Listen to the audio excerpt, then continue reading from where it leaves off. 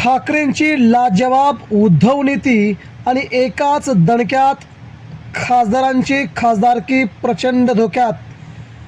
4 खासदार अडकले, दोघांना सगळ्यात मोठं जीवनदान. तर महाराष्ट्राच्या राजकारणातून मित्रांनो, उद्धव ठाकरेंनी खासदारांना कोणत्याही प्रकारचं माहिती पडू न देता सुप्रीम कोर्टातून आणलं नवं रेकॉर्ड. मित्रांनो, राज्याच्या नव्हे तर देशाच्या राजकारणामध्ये खासदार अपात्र या उद्धव नीतीने सुप्रीम कोर्टात देखील ठाकरेंना सगळ्यात मोठं बनवलं. सर्वात मोठी बातमी मित्रांनो जाणून घेऊया.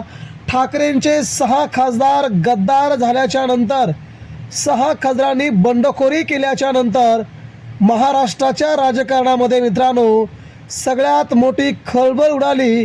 उद्धव ठाकरेंची शिवसेना संपणार, परंतु मित्रांनो सुप्रीम कोर्टातून या 4 खासदारांची निवडणूक पुन्हा लागते. सविस्तरपणे बातमी आपण जाणून घेऊया. मित्रांनो, ठाकरेंना आमदार फुटण्याचा अनुभव होता. आमदार फुटले तेव्हा ठाकरेंनी तात्काळ सुप्रीम कोर्ट गाठले होते आणि आता देखील खासदारांनी दगा दिला, आईसारख्या शिवसेनेला धोका दिला आणि ठाकरेंच्या आणि लाखो ज्यांनी मतं दिली त्या मतदात्यांच्या पाठीत खंजीर खुपसत आपला पक्ष थेट बदलून शिंदे गटात जाण्याचा निर्णय घेतला. महाराष्ट्राला हे आवडलं नाही, मराठी माणसाला आवडलं नाही, नवे तर हे कुणालाच आवडलं नाही. एकनाथ शिंदेंचं हे राजकारण, घृणास्पद राजकारण महाराष्ट्राने आता ओळखलं असून स्वतःच्या पक्षाला खासदार वाढवता येत नसतील तर दुसऱ्यांचे पूर्ण आपला पक्षाचा वाढवायचा, हेच फक्त एकनाथ शिंदेंचं कारस्थान आहे, अशी टीका सध्या शिंदेंवरती जोरदारपणे केली जाते. मित्रांनो, 2 दिवस झाले महाराष्ट्रामध्ये बंडाची चर्चा चालू आहे, परंतु त्यातील 6च्या 6 खासदारांनी एक नवीन गट बनवला आणि तो गट लोकसभेचे अध्यक्ष ओम बिर्ला यांच्याकडे त्या गटाची मान्यता मिळवली, अशा बातम्या येत होत्या. परंतु मित्रांनो, सध्याच्या घडामोडीला ही बातमी समोर येत असतानाच मात्र खासदारांना मोठा धक्का बसलेला आहे.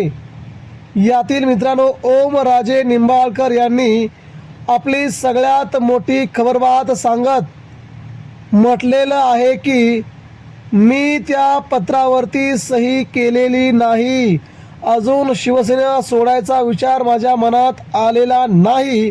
ही बातमी ओमराजेंनी सध्या प्रसारमाध्यमांना दिली आहे. ती बातमी देत असताना त्यांनी उद्धव ठाकरेंविषयी आणि आदित्य ठाकरे यांच्याविषयी देखील नाराजी व्यक्त केली आहे. मी कोणत्याही पत्रावर सही अद्यापपर्यंत केली नाही.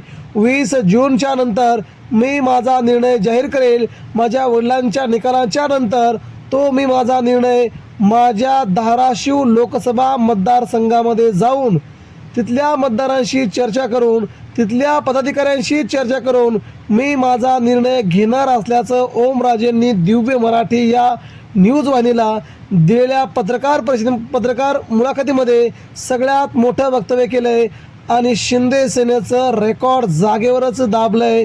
यामुळे शिंदे सेनेने ज्या प्रकारचं प्लॅनिंग केलं होतं की 6 खासदारांना फोडून 2/3 खासदार जर फोडले तर त्यांना कोणत्याही प्रकारचा धोका नसतो आणि आता मात्र ओमराजे निंबाळकर आणि संजय दिना पाटील यांच्या त्या पत्रावरती सह्या नसल्याची ही सगळ्यात मोठी बाब समोर येते.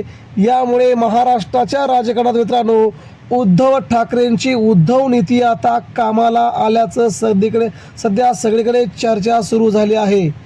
तिसरी महत्त्वाची बाब म्हणजे मित्रांनो, यातील 4 खासदारांना जर त्यांनी एकनाथ शिंदे यांच्या शिवसेनेत आपलं विलिनीकरण केलं किंवा त्यांनी एकनाथ शिंदेंच्या शिवसेनेत जर प्रवेश केला तर या 4ही खासदारांची खासदारकी त्याच दिवशी रद्द होते आहे.